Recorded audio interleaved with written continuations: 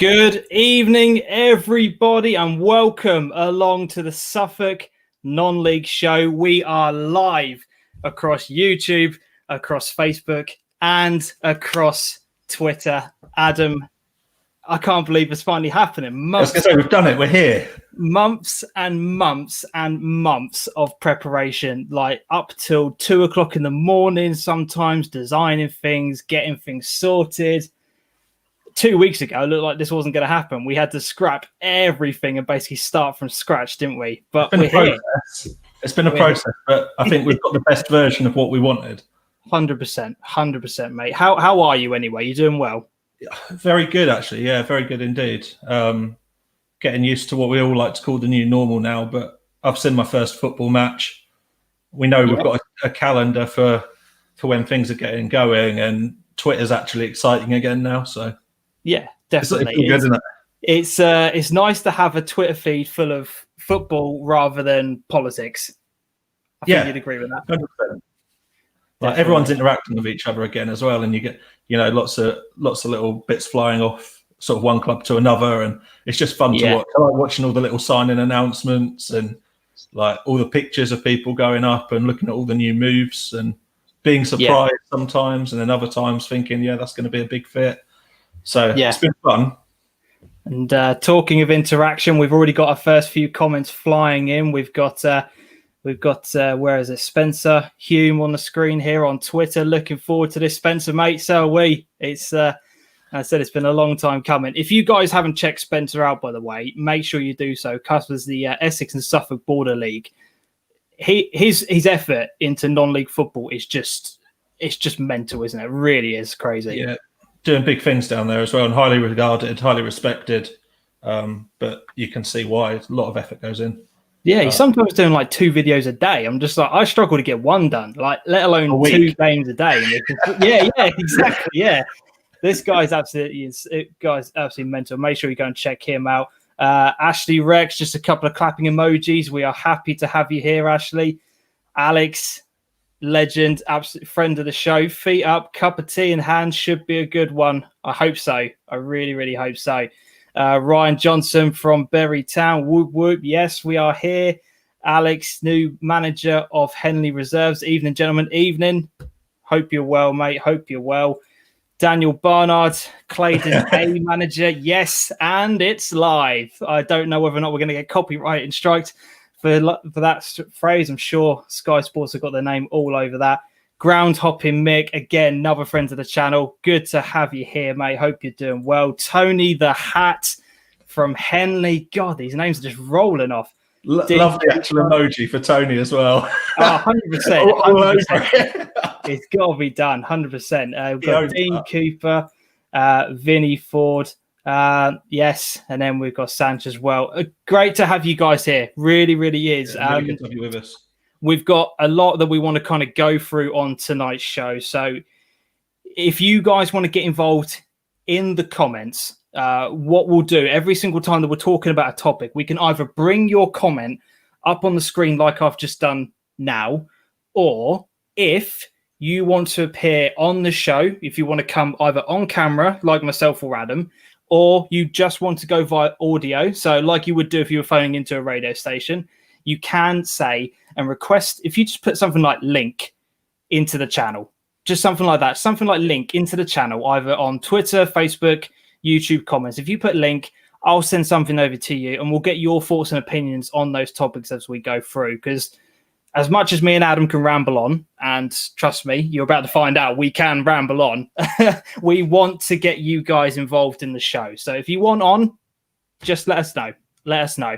We've already got a few more comments here, Adam. Matchday Marketing, you guys absolutely killing it. Absolutely killing it. Loving this, guys. Cheers, mate. Thank you very much for coming on. Again, if you haven't checked these lot out, make sure you do so. Although if you don't follow or if you don't appreciate concept kips, maybe these guys aren't the ones for you, but we'll... That's topical. Exactly. There are a few people on Twitter who will know what I'm talking about. Mark Watts, here, boys. Have a good one. Cheers, mate. Representing Market, Mark. Yeah, really appreciate you coming on. And yes, Sammy, my brother, thank you very much for checking in, mate. Really, really appreciate that. So, Adam, I think it's only fitting that we jump into our first topic to begin things in tonight's show. The first one we wanted to go through is actually a question that I was asked on Radio Suffolk, and I think is actually a really, really good talking point and something I wanted to expand on a bit more. Is non-league football in Suffolk better or worse since COVID? Now, I said on the radio when I was asked to go on there that I personally think it depends on which league you're talking about, and we've had this conversation privately. Yeah, I think maybe the higher up the pyramid you go, I think more and more clubs are struggling. Would you agree with that? With losing players, commitment issues, and the travelling and all that kind of stuff, would you say that's a fair? Yeah, I think teams are on the turn a little bit. I think that what we're starting to see is the higher up the pyramid you go, there are some exceptions, but teams are starting to recruit a bit younger and build again. Yeah. And the older, more experienced players are then dropping down the levels, but that's tumbling all the way through. So, step 5 players are dropping step 7 and below. I think there was an example of someone that's dropped to a step 8 team from step 5. Yeah, that we came up against the other day. But it's going to make the league so different this year. Yeah. So the question itself is quite interesting, because whilst there's been a lot of change, and you could think, losing that player could make the leagues and the teams worse. It's going to make other leagues a lot stronger. But then you're going to get the benefit of starting to see slightly younger and different players from other areas move into those leagues. Yeah, definitely. I think from my perspective and from an SIL perspective, we are going to benefit massively from this, because the SIL more people into it. Yeah, I mean, the more players that decide, actually, do you know what? Family stuff is going to be more to me. I want to be surrounded by my mates. I want to be playing football with, in a team that I enjoy. Maybe less pressure. I mean, there's obviously pressure whenever you're involved in any type of competition, but, the less pressure, there's less crowds, there's quicker home time, there's more social aspect outside of it. I think from an SIL perspective, those type of players coming into our division is only going to benefit. What the teams I worry about, and maybe not the teams in Suffolk, but the teams maybe I don't know, maybe step 4, step 3. Those are the kind of levels of football that I'm concerned about. I see step 4 as being an enormous extension of the bottom half of step 4 and step 3. That just doesn't. It seems quite stagnant. It doesn't seem to. There's not too much between it, I don't think. It's just a passing league. Like a lot of teams that have gone up from step 5 have done well in step 4 straight away. Yeah, there hasn't been that much transition period. Yeah, in between it. So it'll be interesting to see how that goes. Like, Bury have been in step 4 for a few years now. Yeah, but you'd like to think they could start pushing on. They've got strong. They did well last year. They've got a strong side. Yeah, obviously they finished just inside the playoffs, didn't they? They before everything kind of all came to a grinding halt, they were just inside the playoffs. Looked like they were going to, I would say, comfortably finish in there. And who knows? Obviously, it's a lottery once you're in there. And I think this season they'll be pushing for that again, no doubt. It would be good for Suffolk football to get another team at step 3. Yeah, they're obviously not the only team that can do it in Suffolk, but based on form, how long they've been there, they've made big improvements to the ground this summer, which again is something I think which is good for Suffolk football, improving the floodlights, and there's new fencing has gone up all around the ground and that, so they're getting themselves ready. The clubs have had a bit of time to improve and up their ground grading. Like there's other things other than just a few players moving around where Suffolk football has improved. Yeah, definitely. You have to think outside the scope of who's going to be on the pitch and what's going to happen off the pitch. Yeah. We've had a couple of people comment in on this already. So we've got Thurston FC over on Periscope saying the teams in the Bury area of the SIL look really impressive. They follow that up by saying Bedrick, Sporting, Cotfield and Elmswell are looking very, very strong already this time of year. And we've had Dean Cooper say, for certain, the leagues are a lot stronger and more competitive. I'd love to know, Dean, do you mean that it's more competitive from an SIL perspective or more competitive overall? Because as I said, for Dean, that's quite a big one. How does he feel about that this year? Yeah, exactly. You know, he's going to be coming up against these guys all the time who have decided that, you know, as I said, maybe traveling to Kings Lynn away. They're always the example, aren't they?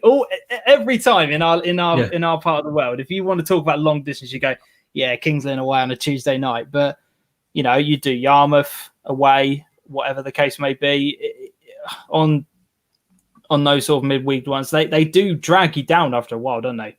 Yeah. Definitely. It's interesting because, like, obviously focusing on Suffolk football, I've had a look at Step 6. Step 6 has gained some good players. Like, obviously following Stowmarket myself, a bit of the obvious one is Matt Blake going to Ipswich Wanderers, but Ipswich Wanderers have got a strong team. But I haven't heard much from the Furlough None South at Step 6. No. So, like, I wish I would have kept a bit more up to date with that, just to know how things are by comparison. But Dis have had quite a few changes as well. They're a team that I always like to keep an eye on. Used to be somewhere where I worked, so it's quite an accessible place for me to just drop in and watch a game of football if I want to. I'd just like to see how some of those things go. Like Framlingham last year were a team that really surprised me. They dropped out of Step 5 and never really managed to kick on. I think we both spoke at the beginning of last season and thought Framlingham could maybe bounce back up again, despite what was around them, because there wasn't too much indicating that much would change. But I'd like to see them do something and maybe get themselves back up to Step 5 and emulate some success they've had in the past. Because I suppose our flagship team in this area from a non-league perspective are Needham. They are the highest place team in non-league football. From their perspective, how do you think they've found things? I've kind of asked as many questions as I possibly can. I don't really think they've been hugely affected. I know everyone has been affected, but I don't think it would have hit them. I don't think it's hit them as hard as maybe some other teams at their level. Do you think they're going to be all right? I think so. I mean, they've made some good signings. Yeah.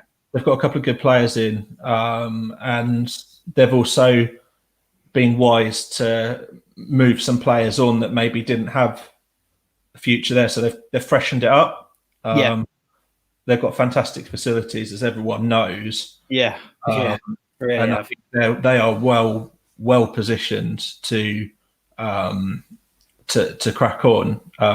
I think maybe they'll be disappointed with where they finished last year, but if you look at who they've appointed as their manager, sort of, we'll call it midway through last season, midway through the playable part of last season, they're not going to have got Kevin Horlock in to not make a difference. No, definitely. I think COVID happening or not, the goals will still be the same. Yeah, definitely. We've had a few more comments coming in about this topic. So Dean's followed up by saying the SIL Prem and Div 1. He's saying he's excited for the upcoming season. We all are, mate. We all are. We're desperate for it to come back. Daniel Bernard has said on here, Debenham will be a great team next year. It's hard to argue with that. Some of the signings they've been making, I've heard maybe, some people are saying they should be aiming for a top half finish. I think they will be disappointed themselves if they're not in that kind of chasing pack. Yeah. Do you know what I mean? There's a cluster of teams in the First Division North who are ready to go up, and there needs to be more promotion places for those teams, because just seeing only one or two maybe going up is not enough from that division, because there's a lot of quality, and I think Debenham will be in that shout. To pick up on Daniel's point, like, I was at a game on Saturday just talking football, and Debenham's name came up several times. Yeah, about their really. So, like, some of it may have passed me under the radar, but I know there's been change. Obviously, I know with Alex going in there as well, like, there's strength there as well. So yeah, big up to Alex. But yeah, definitely. I think that's where we really need to be looking. And again, it's another very local team for us. Yeah, definitely. We've had the OG Sanch come on here saying, I think it drops all the way down to Div 3. Look at teams like Bromford. I mean, Christ, is absolutely massive. But there's a lot of unknown teams in Div 3. Just looking at the kind of league table in here, we don't, Kesgrave have invested massively, and they've got some strong players. They will be right up there as well. Bramford obviously is the big one. Apparently, Great Blakenham are going to be a big team in this division. We just don't know, but there's a lot of big names coming down to Div 3, and it's exciting to be able to go and cover that level of football and not have that question mark about whether or not it's going to be a decent game or not.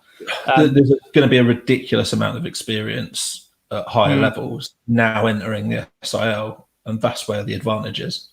Yeah, and then obviously from players, proper football played regardless.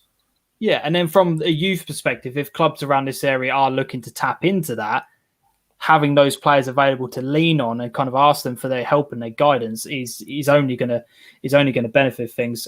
We've got Thurston who said youth from Needham, Sudbury, Bury academies will hopefully get a chance. Let's hope so. Let's really, really hope so. I'd probably mention Leiston in that. Yeah, they're kind of. It's hard to say they're a forgotten team because of who they've got in as their management duo now, but Darren's building young though, he's going for the younger players, and I think that they will definitely get a go. I think they'll be a lot stronger than what they were last season for sure. No doubt in my mind they won't be that. What's the right phrase I'm trying to look for? I think, to be honest, they were disappointed. Yeah, they disappointed massively at the start of last year. Yeah, I think that's fair to say. Fair to say that they did, but hopefully they'll come back stronger this year. We've got Ryan Johnson. We've already got our first massive prediction in. I'm calling it Bury Town for promotion. Well, I mean, you probably would say that with a Bury Town. I wonder if there's any bias there, Ryan. I wonder. But to be honest, based on last season, based on who they've kept, it's they're in with a shout. It's hard to disagree with that. Really, really is. We've got the match day marketing from a media perspective. A lot of clubs have taken the opportunity to almost relaunch the club. Yeah, that's a very, very good point. Really is. I think for a lot of teams, and they are 100% right, it's given them a chance to just press the reset button, calm things down, and actually take a look and think, well, where are we actually going? What are we actually trying to achieve? What are we doing? You've seen a lot of teams that went very quiet, didn't really do an awful lot. There wasn't an awful lot being said about them, and then all of a sudden, boom! There's loads of different signings coming out all over the place. New badges that are being launched, off the field stuff, as you quite rightly mentioned. There's a lot of teams making improvements to things like their clubhouse, the changing rooms, the fencing around the stadiums. There's a lot of teams who are now deciding to invest in not just on the pitch but off it as well. It goes as granular, though, as actual websites and Twitter feeds and stuff. We've always spoken about clubs that do Twitter well and clubs that don't. And all of a sudden, people's Twitter feeds are getting really professional. I know it's not in Suffolk, but Galston have absolutely smashed it out of the park. Anyone that follows them on Twitter, it's been incredible. Leiston signing announcements have basically been Premier League level. Yeah, they really have. They're absolutely ridiculous. So, more people have got, I've seen a lot of adverts go out for social media helpers. Like as someone, myself, I'm on the media team of Stowmarket Town, and they've definitely relaunched themselves and, had a look at how they do things. Yeah, so I think it's a really, really good point, and it is another one of those granular aspects of how I think football in Suffolk is only improving. Yeah, definitely. So, from your perspective, you think that where going back to the question, where do you think we stand? Do you think we're in a better position? I think all round we're in a better position, but I think the leagues will look very different. My personal opinion is I think Step 5 might be the only one that actually struggles a bit. I think there's been a lot of movement up of the younger players with a bright future. There's been a lot of movement down of the ones that maybe don't want the commitment of potentially 2 training sessions a week or slightly longer distance travelling. And a few people have come in the middle, but I'm not quite sure where it stands compared to last year, and I can see a lot of quality filtering either side of it.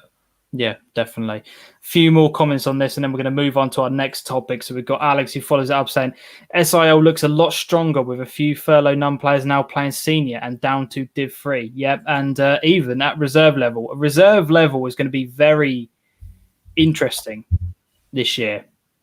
And when I say interesting, normally and I've been guilty of it, and I will hold my hands up and say, I've been guilty of it. I've often just kind of shrugged reserve football off and not really given much thought to it. I mean, the amount of times that we've come along and you've sort of said, "Oh, I've gone along to watch Stowe reserves tonight," and I'm just like, "Mate, I really don't care. I'm not that bothered." Talk to me about the first team, but that's a negative on my part, because there's a lot of good players who apply their trade in the reserves in order to get game time. And, we see it in, step 6 with the likes of Needham reserves and, Felix Stowe before they kind of left the division. There's a lot of good players who apply their trade at that level of football. So it's not something that we should overlook. And, again, that's, partly my fault in terms of, I'm just as much as guilty as that. I think like reserve football can be a bit of a thing for the purists. Like sometimes sometimes it'll be poor. You have to accept that. Like it just depends what happens. Like if you're playing on a Tuesday night where it's really rainy and it's just not much fun, like you've got to want to go and see it. There ain't gonna be that many people down there. But by the same measure, it's actually a really good opportunity to get some extra games in. You get a bit more experience of watching different players. Yeah, spot some players that are coming through the ranks as well, because I like to sort of scout people out a bit and figure out where people might go next and stuff like that. It's a good opportunity to do it, and it often costs very little to get into a reserve game. Yeah, definitely. Dean Cooper's again got involved. Cheers, Dean, for your continued comments. Keep them coming in, mate. He said, Whitton United now with Cauldron and Watson will be good to see how they improve. Obviously we are good friends with James Bloomfield, who is the first team coach over there, and he can't stop talking about what's going on at Whitton United. I'm really excited to go and see them play in the FA Cup, because for those of you who didn't know, we announced on Twitter that is going to be the first game on the channel, both for this season. We are going to the FA Cup first preliminary round, so that'll be really exciting. Dean's also followed up saying also Ransoms and Hellsworth are now in the Prem, will be strong. Yep, I've said it in my preview video for the senior league. They're not going to come up there and just sit there and be mid-table. They are gunning for a lot of teams in that division, so it's going to be really exciting. Connor Ellis just simply says Upper Stowe. That's not for me to endorse that comment. Stowe Town, evening lads. Yes, cheers Stowe Town. Thank you very much for coming along. Cheers, guys. Do we do this now or do we do this at the end, Adam? Give us your predictions on champions Div 3 up to Furlough Prem. I think we save this to the end. Do you agree? Yeah, and I'll let you run with it, and I'll sit back. like this year is going to be my first year. Like I'll admit to everyone, like I know my way around the SIL a bit, but I don't know it enough to comfortably make predictions without making a tit out of myself. To be fair, I've been covering it for a couple of years, mate, and I couldn't tell you. I'm going to purely be guessing as well, because who knows? So we'll sit, Dean. We will come back to this because I want to end on this. This is a great question. I'd rather come back to it after the season's been kicked off 4 weeks. Yeah. He also says, tell Stuart Spreadbridge to get off the sofa and come to Achilles with me. Well, that's for you to have a conversation with him. Stuart, if you are watching, that's a bit of a public transfer request, isn't it? It is, yeah, it is. It really is.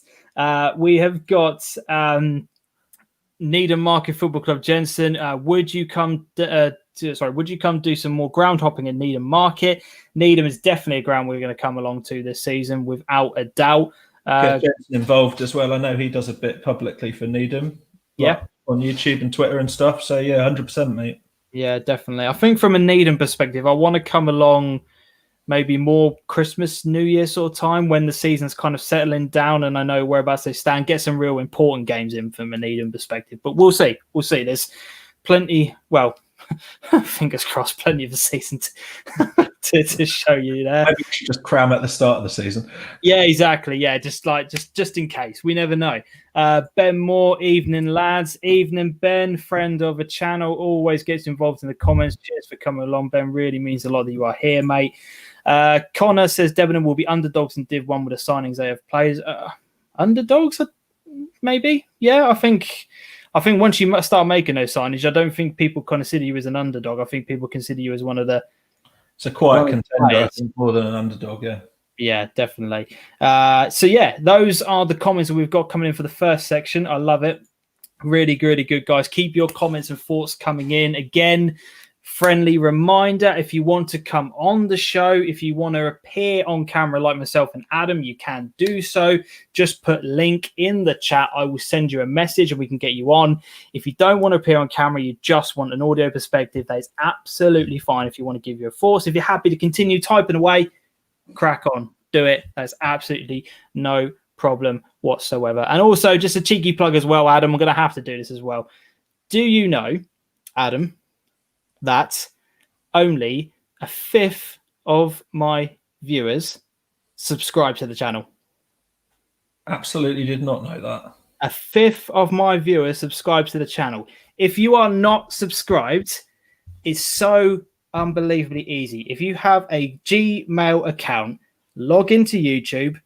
Once you've done that through Gmail, you hit the subscribe button and hit notification bell so that every time we do a live show and every time we do a video on the channel, you will be notified and informed about it. We're going to schedule these every week as well, and it just gives you a reminder, I think, 30 minutes before we go live. Yep. So, like Alex, time to put your slippers on, light the pipe, and get your cup of tea. And yeah, I was going to say, grab yourself a coffee like I have done in my DeeJam mug. Do you like that? Do you like that, Adam? I don't have a branded cup. I've just got a plain glass. It's all about the branding, mate. It's all about the branding. And speaking of that as well, if you want to take your support for this channel one step further, just like if I get the image up on here, just like these guys have, then you can do so. What would really, really mean the world. We have also a Patreon and a Ko-fi page. Links for those will be in the description. If you want to help support the channel, you can do so by either donating either monthly, or you can do so as a one-off payment on Ko-fi. For the price of a coffee, you can help towards the running costs of the channel. It would really, really mean a lot. Yeah, it'd just be much appreciated. So if you're interested in those, links are in the description. Patreon is a monthly option. Ko-fi is a one-off, and you will get a shout out at the end of the videos like these guys have. So cheers for you guys. And if you do it during the live stream, we'll give you a shout out as well. So cheers. So moving on to the next topic of discussion, Adam. Let's go. Here we go. This is the one that really, I'm stretching myself out because this is really getting my goat at the moment. Are pre-season friendly results important? Now, the reason I say this, and I'm going to get quite a big backlash from this, I can imagine. I'm not really sure where to start. You see teams on Twitter, in particular, saying preseason doesn't matter. It's just about fitness. It's about getting the young guys involved. It's about developing a philosophy, about developing a style of play. All this kind of stuff like that. Preseason doesn't matter. Preseason's not important. Doesn't matter about the results.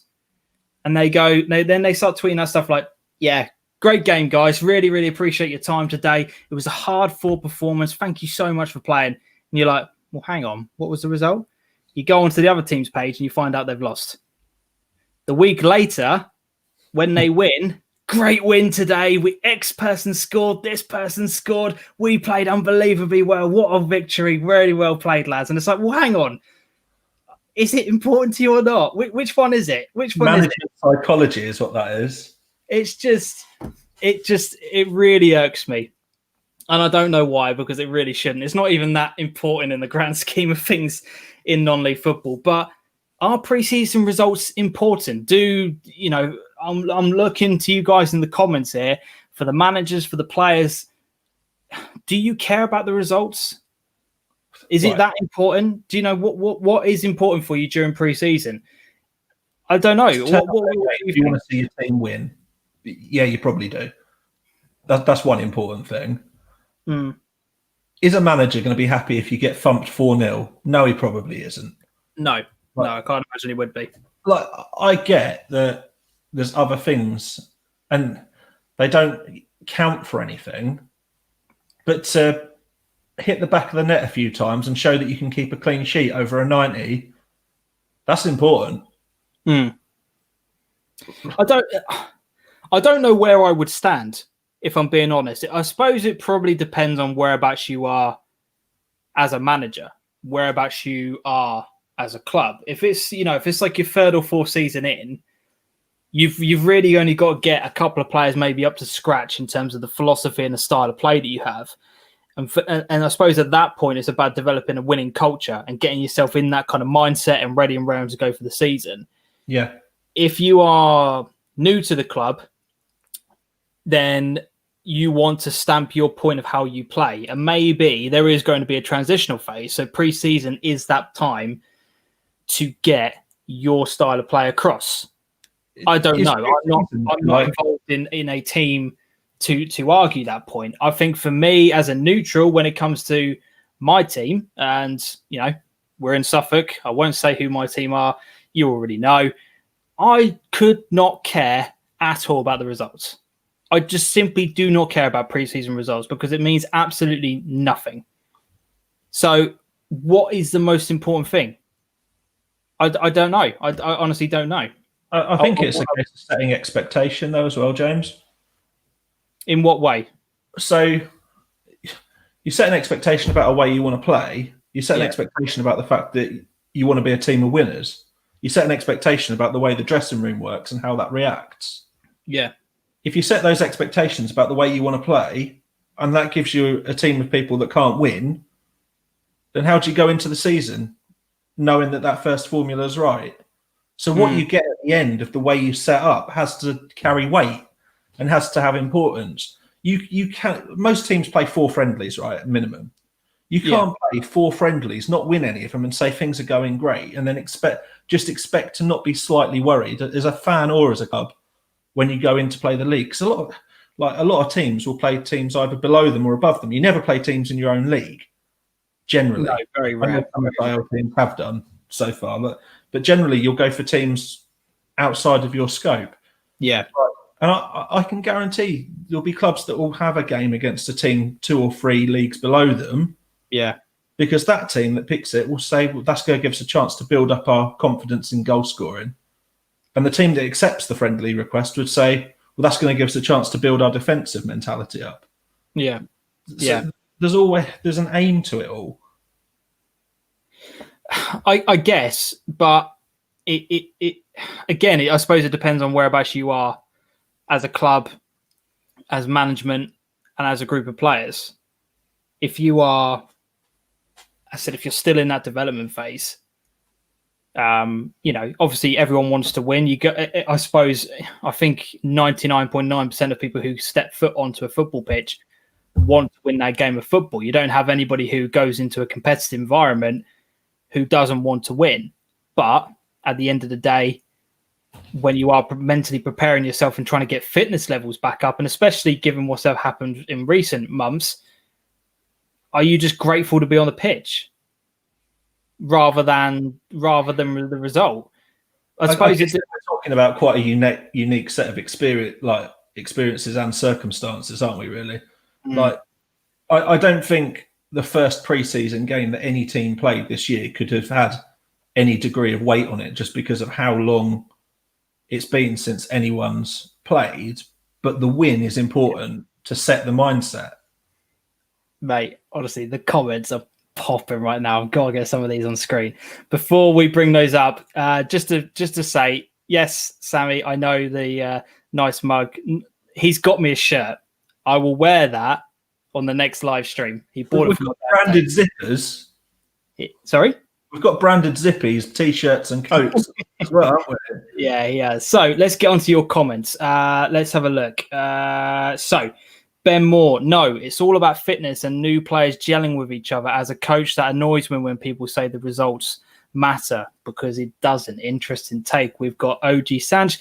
Yes, momentum going into the new season. So complete point of view.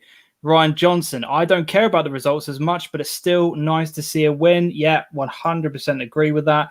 Jordan Crocker, if you are winners, of course, preseason result matters. And again, I suppose that depends on your mindset as an individual. Nobody takes pride in a loss. You can take the positives and you can use that to move forward, but nobody takes pride in that kind of stuff. Sam Stewart, play to win every game, and mentality is important. Goes back to what you said, Adam. Portman Road FC YouTube, preseason form is important. Teams that don't get going struggle to start the season strongly. Yeah, that's a very good point. Something I hadn't actually considered, to be honest.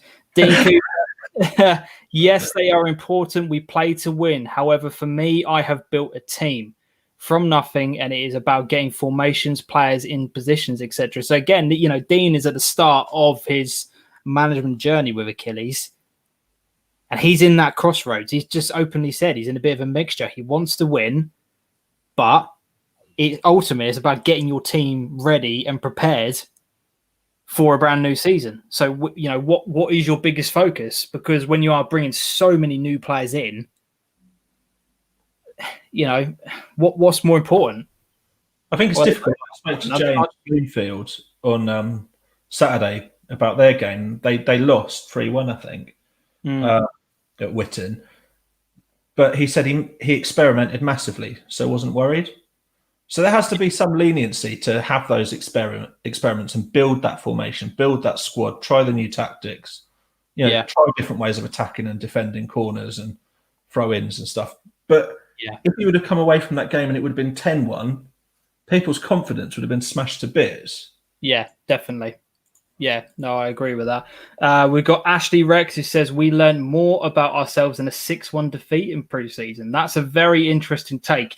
The amount of times I hear managers in the pro leagues who go, I think we're going to learn more about ourselves now than when we're doing a 1-0 victory. You think, is it true? But, somebody like Ashley who's actually involved in the game, he's speaking from truth. He's speaking from experience. So that's a very interesting take. Let's not forget, though, as well, off the back of what Ashley said there, the question is, do results matter? Not do wins matter. So, as a result, that 6-1 matters. Adam's just completely flipped this conversation up on its head. Yeah. We've got Macca saying amen to that, James. Thank you, Macca. Thank you. Thank you for joining in. I really appreciate you coming on, Macca. Nice one, mate. Daniel says, I feel some clubs will want to. That's a fair point. Spencer Hume, I think they do matter. Maybe first games, not so much. But once you've found your best 11, I think towards the end of preseason, results do matter. And I suppose that is the difficult thing that we have at the moment, is that we are trying to cram in so many preseason friendlies before we are allowed to get going again, because we have had a shorter time frame than what we would do normally. So that's a very interesting take, actually, Spencer, because normally you'd have 6, maybe 7 games, and you start seeing preseason results maybe gradually going up in an upward trend. I don't know, but it's an interesting point. Daniel Barlow, love that from Sam Stewart. I agree with your second comment. I'm having to find out how players play being a new manager at a club. See, this is the thing. These guys are involved in the game. They know it better than myself and you, Adam. So, great take on that, mate. 2-3-10-64 MC. Preseason for me is about looking at new players that potentially could sign, but it's also good to win. Yeah, very, very good point. Very good. Have a look at the try lists. Yeah, the classic try list. He's everywhere, isn't he? Absolutely everywhere. Always scoring goals as well. Alex Eggleston, this is a big one. Wins in preseason are important, same as losing. Come back to an earlier comment. The odd game in brackets. Losing is as important as it shows how your team reacts and works on areas that need improving. Hence, the importance, in my opinion. Goes back to what you said, Adam. It's not just about the results.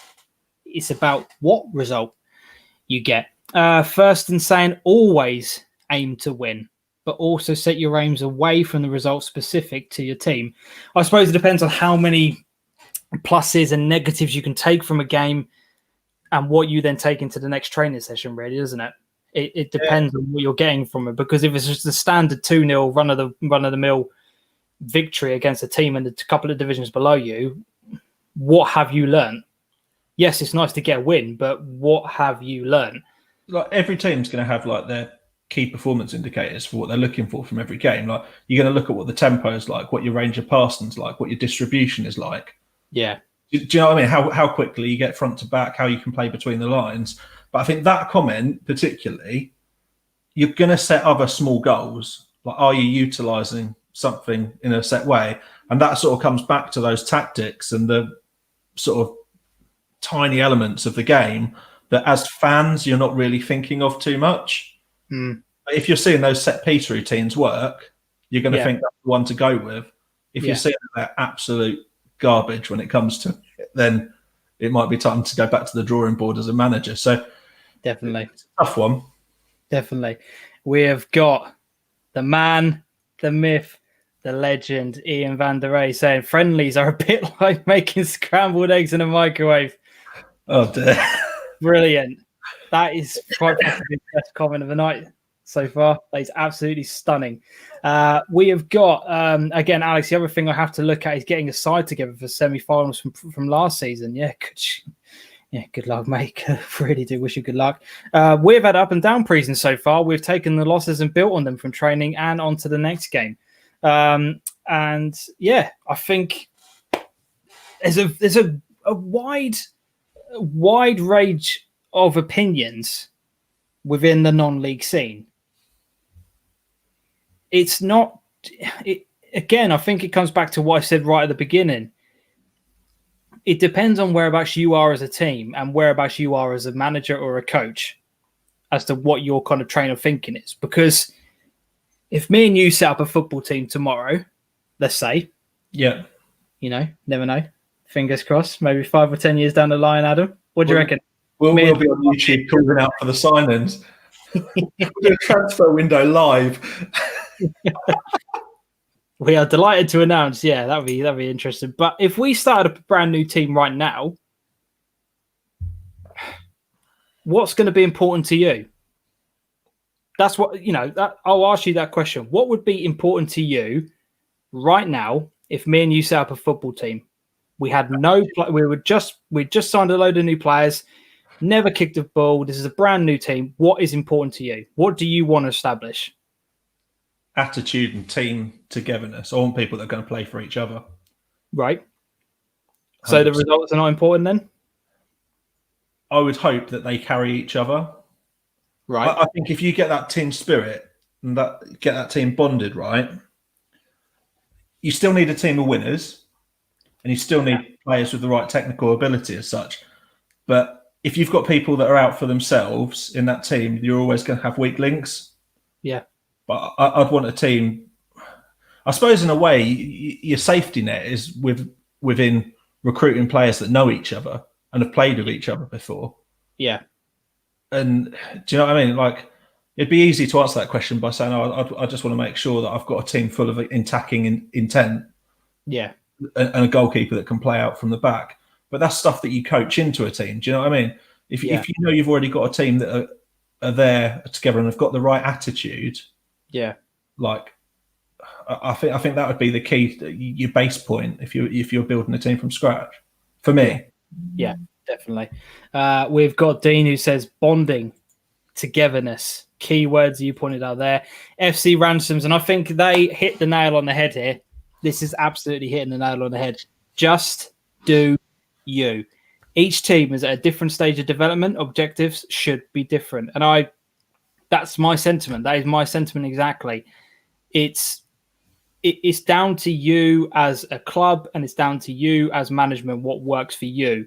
At the end of the day, the moment that first game kicks off in the new season, that's when it really matters. That's when the hard work and the effort that you guys have put in between not just pre-season, but prior to that, when you're keeping yourself in good shape, you're getting everyone on board and all the work that goes behind the scenes of signing a player, getting all of that kind of stuff done, all the admin, all that kind of stuff. The moment the first ball is kicked on the first game of the season, that's when it really counts. And that's when you're judged. You're not judged during pre-season. So if you want to develop a winning habit, you develop a winning habit. If you want to develop a style of play, if you want to get the ball on the floor, if you want to pass it out to your wing backs, if you want to get it right up to your guy and get people around him, absolutely fine.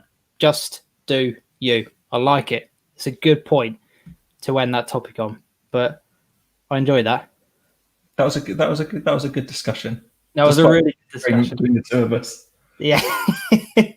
I'll never totally agree with what you say, James. No, but the thing is that if you have people that constantly agree with you all the time, you are never going to develop as an individual, are you? You're never going to grow. And this is not just football. This is life as well. If you're so narrow-minded that you can only see the way that you think and you can't understand and listen to other people and maybe adapt what you do as an individual, you're never going to get anywhere. That's why if I ever decided to get into this game of management and that kind of stuff like that, I wouldn't want people to just go, yeah, do you know what? That's a really good idea. I really agree with that. 100%. I wouldn't change a thing.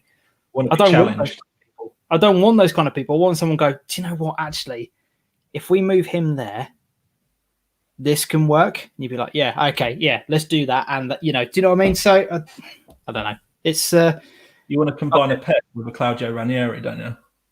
Yeah. Or the Mikel Arteta to the Pep. I think that's where he let himself down this season. Is his Arteta went and his whole game plan fell apart. But this is not the Premier League show. This is the non-league show. So we will move on from that. So the next topic that we have got is, what is football like since lockdown? Now, I haven't been to a football match yet. I've had so many different things going on. Typical, nothing goes on, and then the moment football comes back into my life, I'm needed for this, I'm needed for that, I'm needed for this. So, you have been to a football match since lockdown. Yeah. How did you find the experience? Because I think it's important to talk about this, because there are a lot of people out there who will be maybe struggling with anxiety, who have built this thing up in their head that it's unsafe. There are fears, etc. How did you find the experience? What was it like? What did you kind of encounter? What were the good points? What were the bad points? Talk to me about your experience, and I want you guys to get involved in the chat as well. What kind of things have your club put into, in place as precautions and measures, etc. And how safe and comfortable do you feel heading back to football? But I'll hand over to you, Adam. What is it like?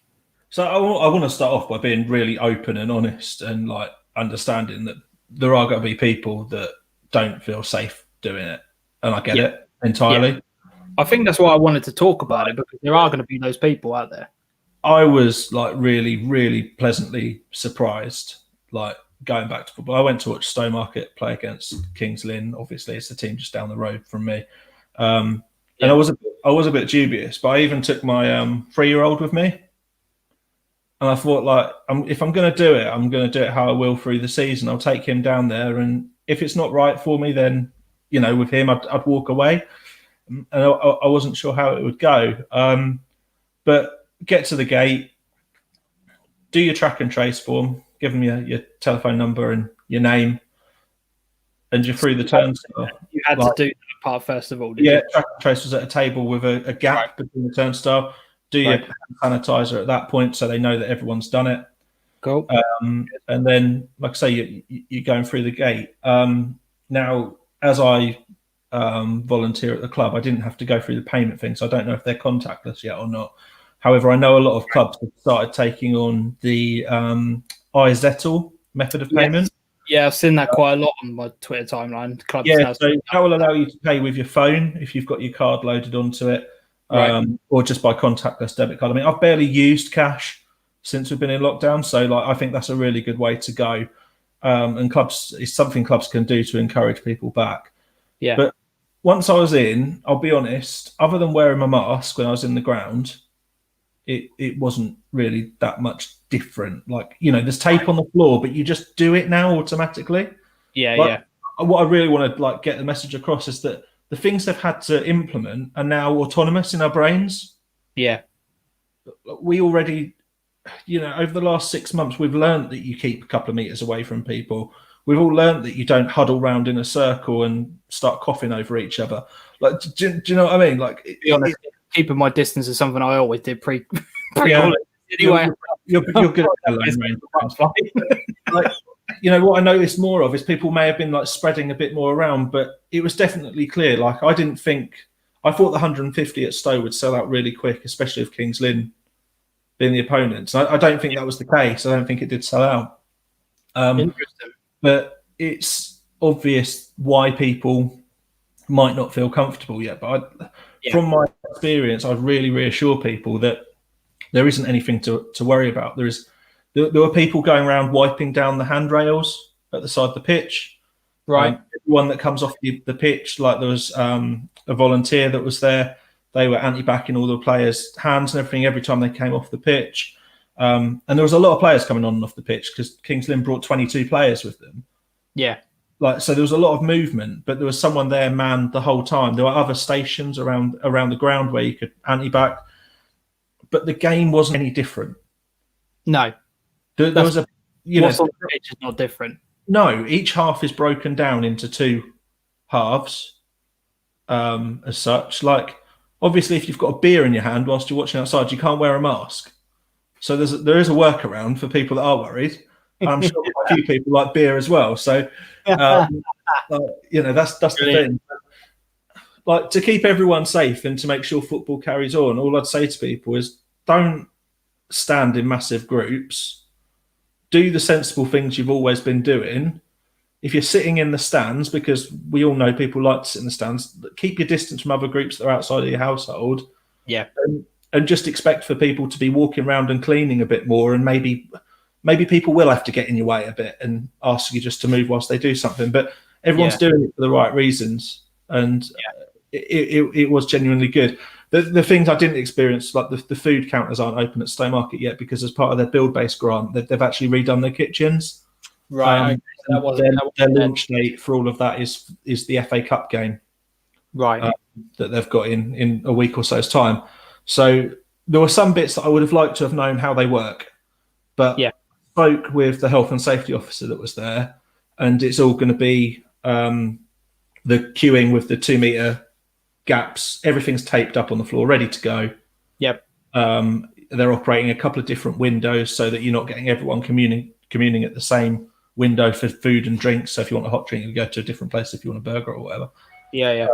But genuinely, it worked really, really well. Cool. Good. That's quite reassuring to hear. Let's get your comments on the screen now. Dan Snell, legend, absolute hero, friend of the channel on here. 10 games in, not too much difference. Tickets in advance, a step 5 upwards is the way forward. Yeah, I really agree with that. Like I've seen, and I think it's a big thing. Having the away allocation is quite funny. Yeah. Yeah, definitely. But no, I agree. Ticketing at that level is a good way to go forward. Dean Cooper says, it's like a box of chocolates. You never know what you're going to get.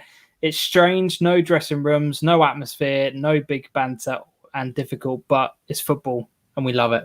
Yeah, I suppose that is a good thought on that one.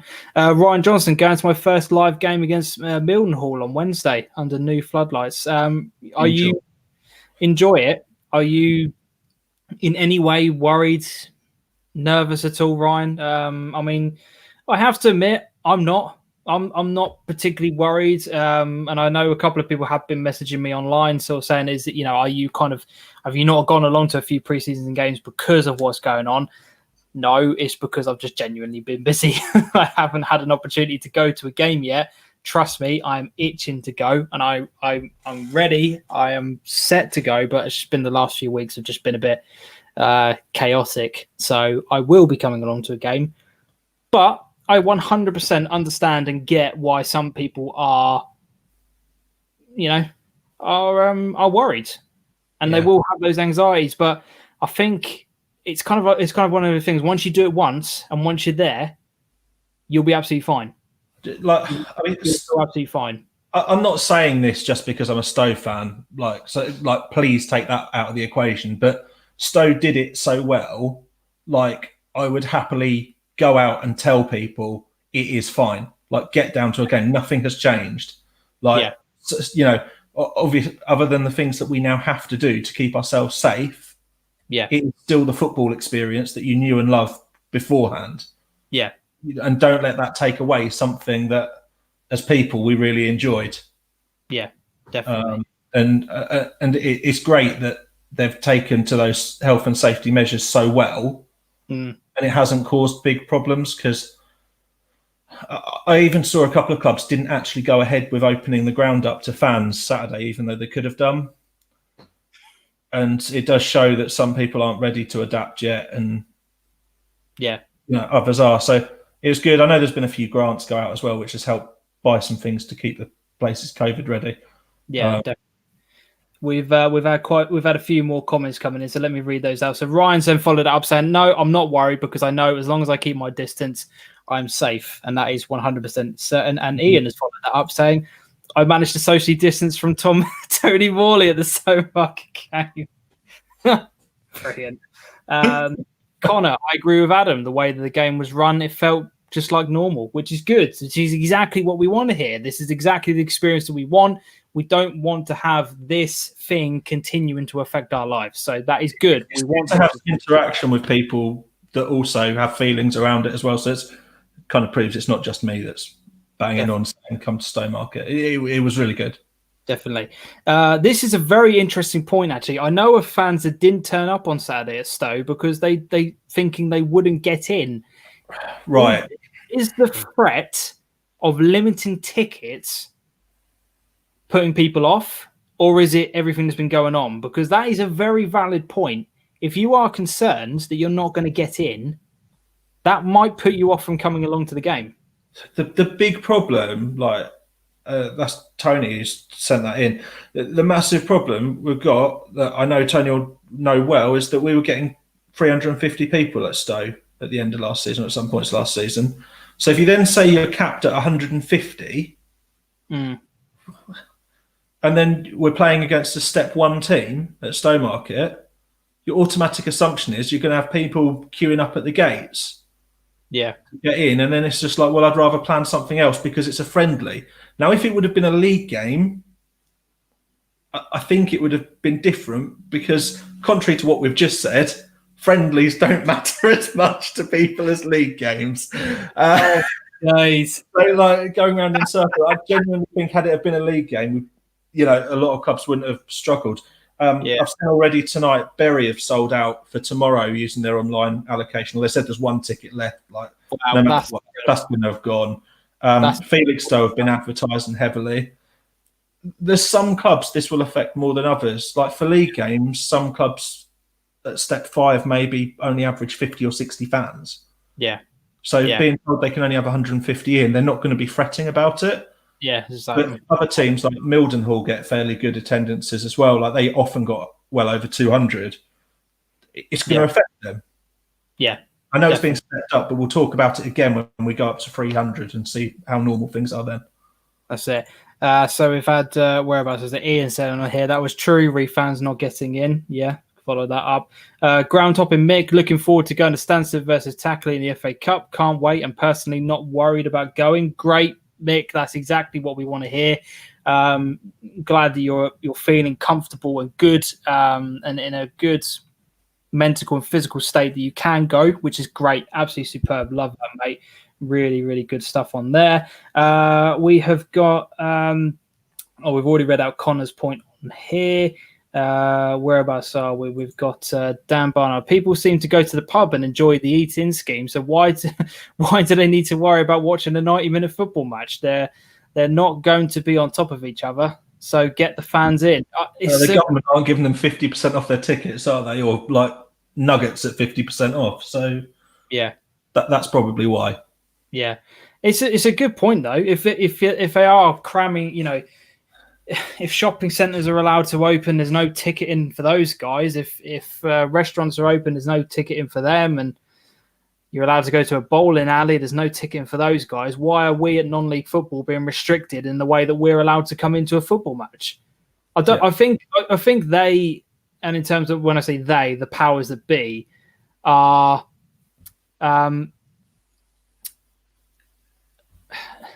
they kind of put everybody into the same bracket. They're thinking that non-league, in terms of Notts County, is the same as going to watch, and I'm just going to pick a name, Ransoms, for example. They put both of those teams in the same pot and the same example. So they're thinking, oh, God, there's 10,000 fans are going to be turning up to these non-league games and stuff like that. Do you know what I mean? It's just... Yeah, you're dealing with very different things, and it's difficult to categorise. Yeah, definitely. I will be honest. I think at the minute it may feel a bit restricted, but as soon as you say at step 5 or whatever, you can have 300 fans, and it's going to feel pretty regular. Yeah. We've had Connor say tickets should have been done so people know where they stand. That I guess that's in terms of an interesting take on that. Sam, obviously, brother says, usually go to watch Bury as a spur of the moment decision. Don't think I'll go whilst it's online booking. It's difficult. It's difficult, but that's the only way that the club, and I suppose from the club's perspective as well, if they sell out and fans don't turn up, they've still got their money. It's a really smart financial move. It's a win-win for the clubs, isn't it? When you think about it, it really, really is. Yeah, good point, Connor. He says it is because there's no professional football. They think that people will then go to watch non-league, therefore increasing the numbers.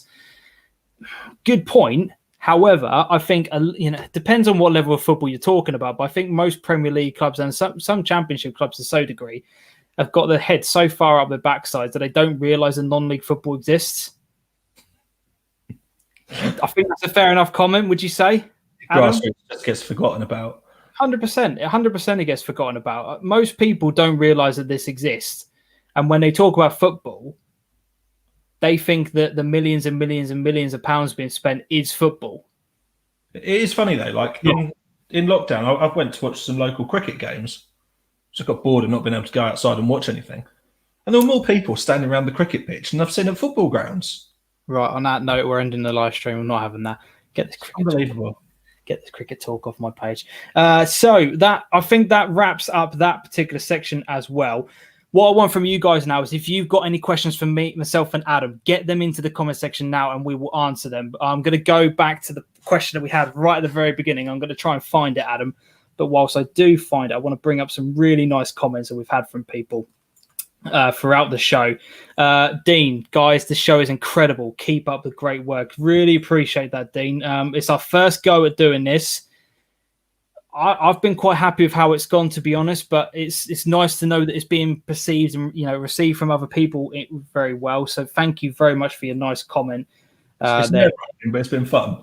Yeah, definitely. Stowtown, keep up the good work, gents. Really appreciate that, guys. Right, where is the question? I will find it here. There was that great question, wasn't there? Here it is. Dean Cooper. Right, guys, get your questions in the comment section. If you want to ask us anything, now is your opportunity to do so. Right. SIL, Div 3, all the way up to Furlough Prem. Adam, shall I answer the SIL and you answer the Furlough? Or do you want to get involved in this as well? No, I'd be rolling dice at the minute. Are you just going to leave this question to me? Are you not going to get involved? I'm going to leave it to you. So, yeah. Unbelievable. Throw me under the bus in episode 1. Absolutely. Oh, then I get dug out when it gets to the Furlough non-prem. Anyway, so I'm just going to leave it to you because you haven't got the affiliation. Right. Dean, are you ready for this? Here we go. And please, someone, for the love of God, do not cut this up and put this up on YouTube. Div 3, I'm going to go for Brentford United. Yep, I'm doing it. Or Kesgrave. No, I'm going to stick with Brentford. I'm going to stick with Brentford as my original one.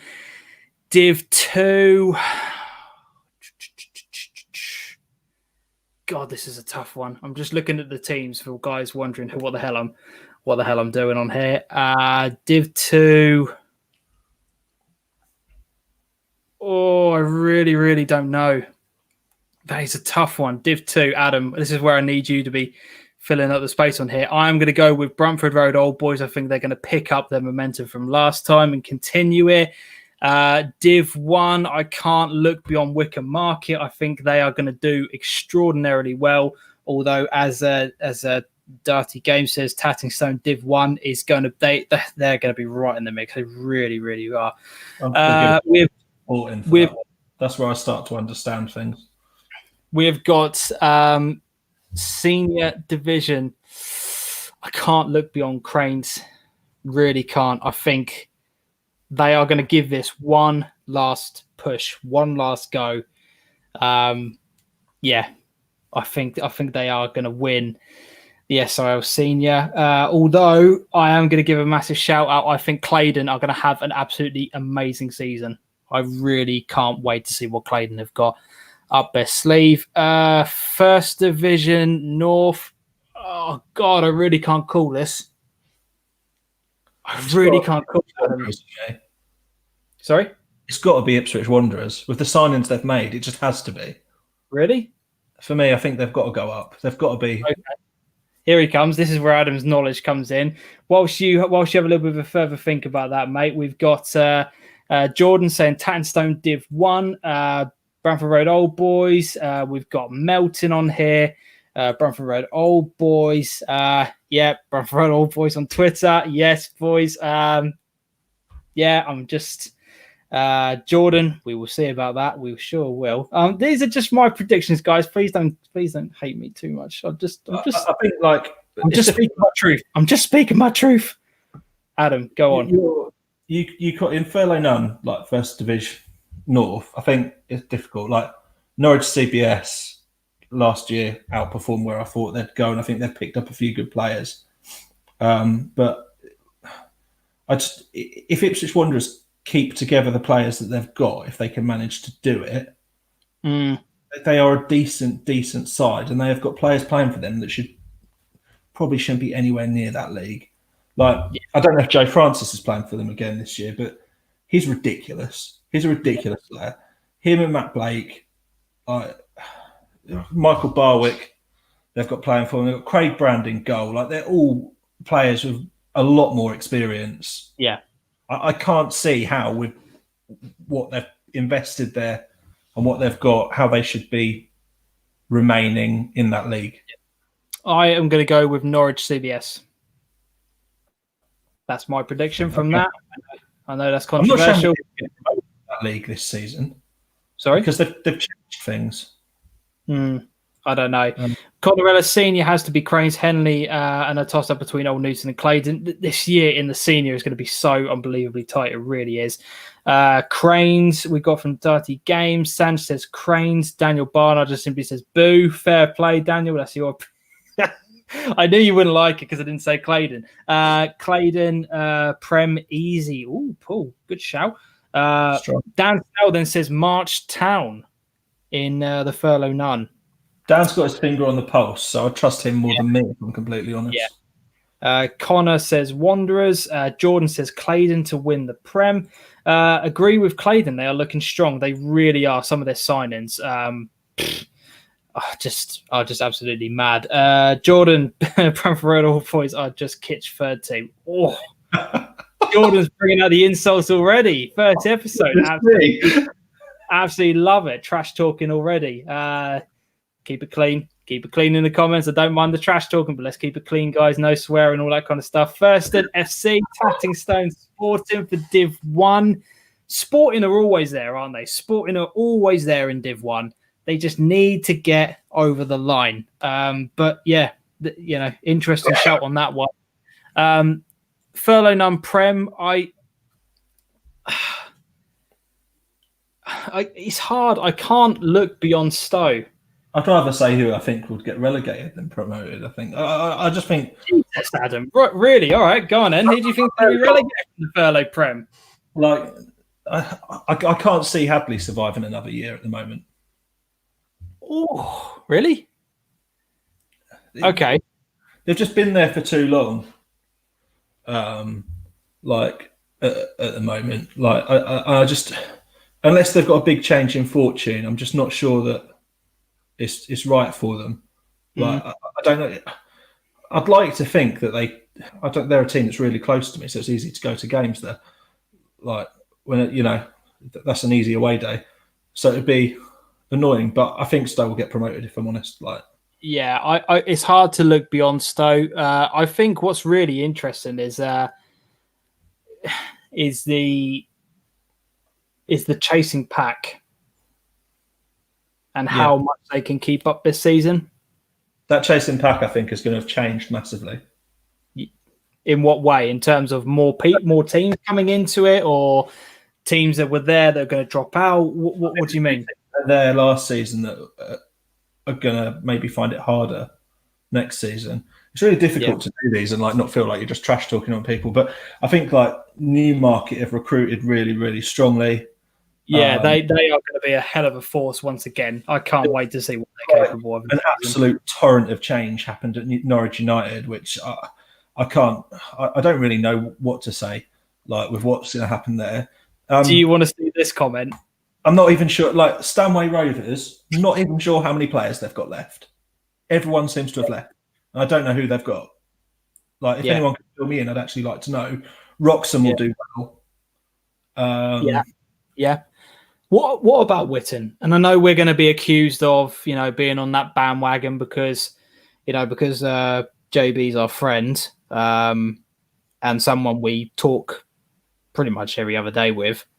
Yeah. What do you think to their chances? I think I'm going to say top 5. I was going to say top 6. Ooh. There's other, like Mildenhall, I'd expect to do quite well. Thetford have got Kevin Castro and Volta Roca, the 2 brothers. I don't know if they're on trial, but I think they'll probably sign there. Yeah, they won't be anywhere near that relegation zone like they were last year. Nowhere near. Playing those 2 are ridiculous players. Absolutely ridiculous. 100%.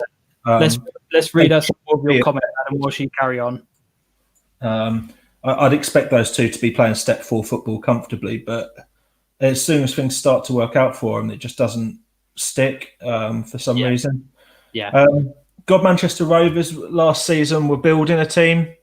They're always there or thereabouts. Last season, when everything came to a halt, they were 12. I'd like to think they push on a bit more. They're always a tough opponent, but it's difficult. Clacton are the ever-present mid-table team. Like, again, they've got the quality to push on. They've made some really good signings. Yeah.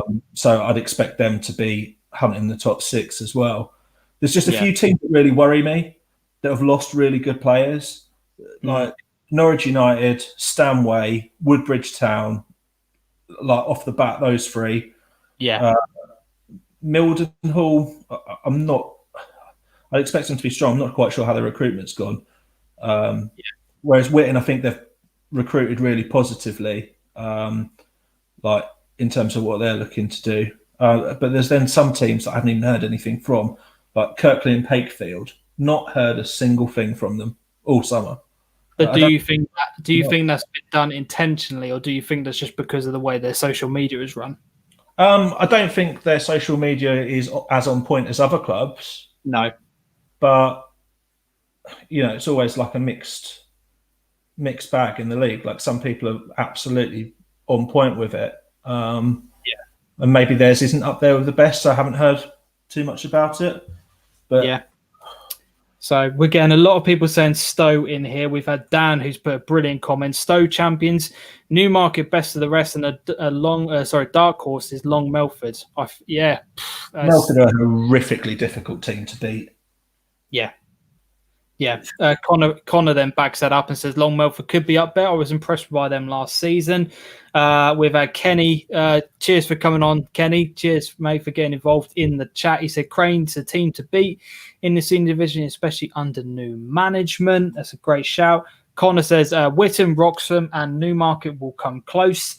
It's going to be very, very interesting at the top of that division.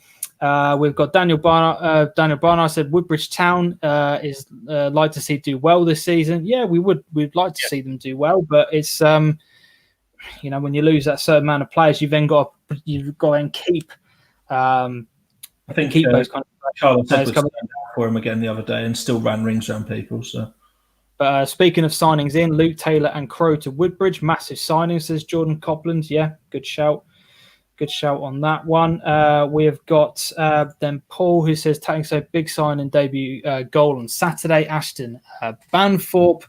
There's a lot of predictions flying around already, which is great. This is exactly what we want. You guys getting involved in the chat and us reading your comments is what this show is going to be about. So thank you everyone for getting involved in those predictions. That's an interesting thought. Let's get Spencer on here. He said Claydon will do well next season. Inside some great players. Looks like Stanway are bringing you through. Yeah, I think that's Stanway have got to. Like again, it's the teams adapting to the money. We're going to see it all year. I don't think you're going to get halfway through the season and teams are just going to have a clear out.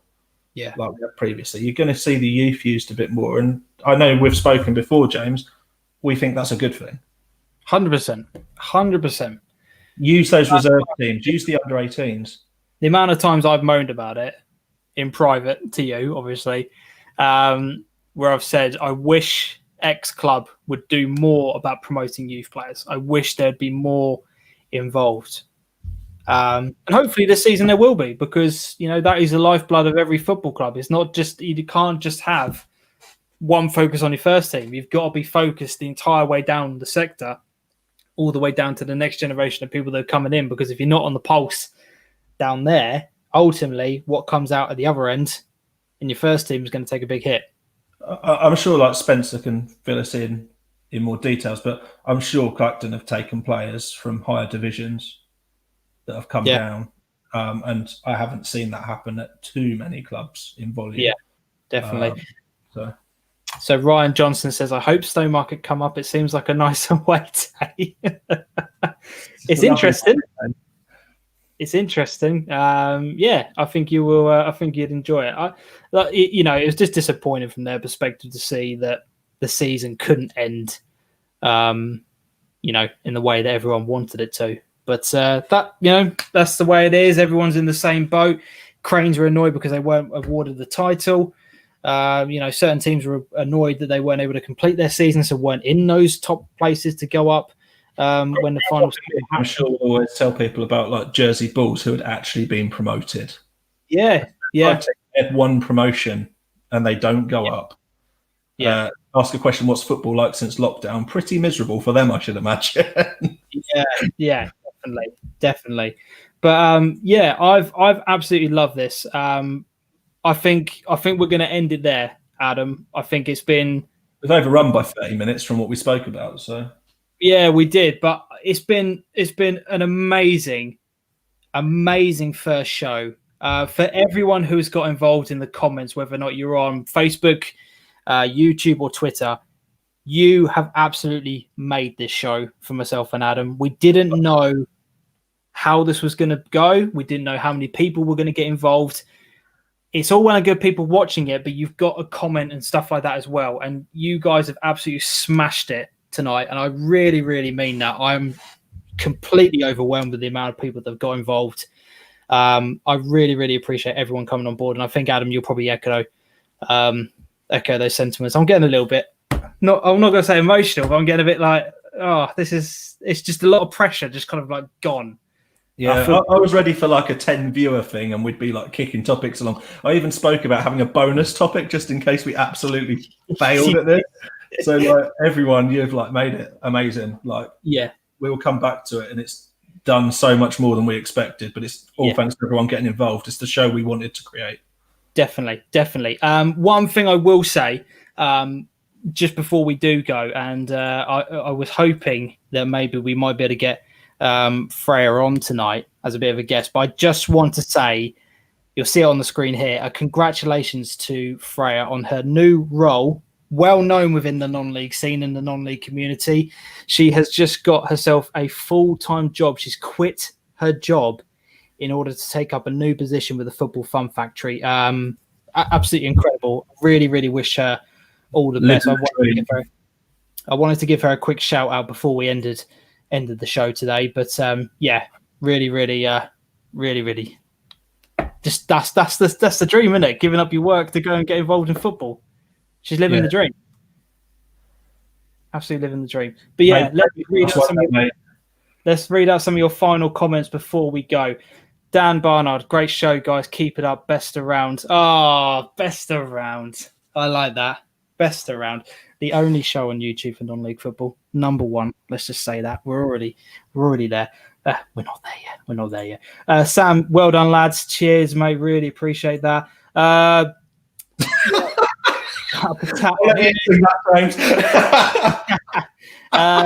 up and Mick, been quality, well done, boys. Been a good show, lads. Enjoyed it. Alex, well done, guys. Great show. Thanks, lads. Really enjoyed every second of it. Thank you very much, Ryan. Josh, that's it. Top work, lads. Thurston, great video. Up at that. Thanks, everyone. That's obviously Adam's comment. Nice one, Adam. Get involved in the chat, guys. Love the show. Already looking forward to the next one from the Match Day Marketing. We're going to leave it there. Again, echo what I just said. Thank you so much to everyone who has got involved tonight. If you are not subscribed to the YouTube channel, make sure you do so. Gmail, sign into YouTube, go to the channel, hit subscribe and turn your notifications on so that when we go live, you are informed about it. Adam kindly told me that there is a countdown for 30 minutes, is it, before the show goes live? You are informed that in 30 minutes the show is going live. So if you want to be the first involved in the chat, that's the best way to do it. If you have enjoyed the video, make sure you leave a thumbs up as well. And if you want to be like these guys over here and get your support in for the channel one step further, you can go over to Patreon, which is a monthly donation service, which is just helps with the running costs of the channel and of the live stream. Or you can go over to Ko-fi.com. All the links are available in the description. And for the price of a coffee, you can donate towards the show as well. If you do, that would mean the absolute world to us. But Adam, anything you want to say before we close up? You could finish on a mic drop. Please don't drop that mic. That's expensive.